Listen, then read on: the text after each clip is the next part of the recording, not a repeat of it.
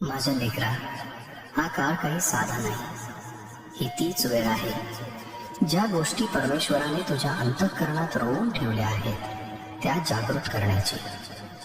तुझ्या देणगीला हलवून जाग कर.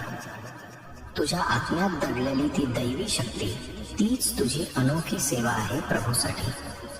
भूतकाळात काय केलंस, काय चुकलं त्याची चिंता करू नकोस. हा नवा दिवस आहे, नवा ऋतू आहे, नव्या आशीर्वादांची वेळ आहे. आपल्या सुखाच्या मर्यादेत बसू नकोस. त्या दैवी महत्वाकांक्षेकडे पाऊल टाक जी देवाने तुझ्यासाठी ठरवली आहे. मोठं काही करायचं नाही, लहान गोष्टीतून सुरुवात कर. जीवन हे एका वस्त्रासारखं आहे, लहान लहान कापडांच्या तुकड्यांनी विणलेलं. कदाचित आज ते अपूर्ण वाटेल, पण जर तू प्रत्येक तुकडा प्रेमाने सुंदर केलास तर शेवटी एक अप्रतिम कलाकृती तयार होईल.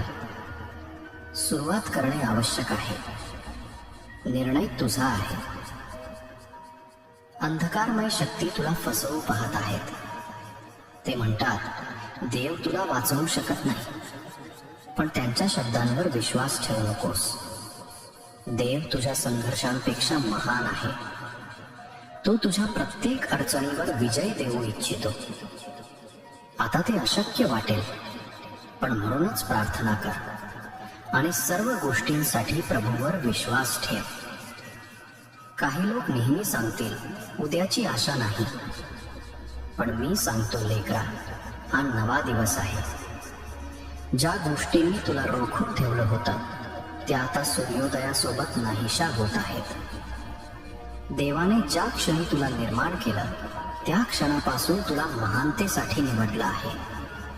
कोणालाही असं सांगू देऊ नकोस की तू किंमतहीन आहेस.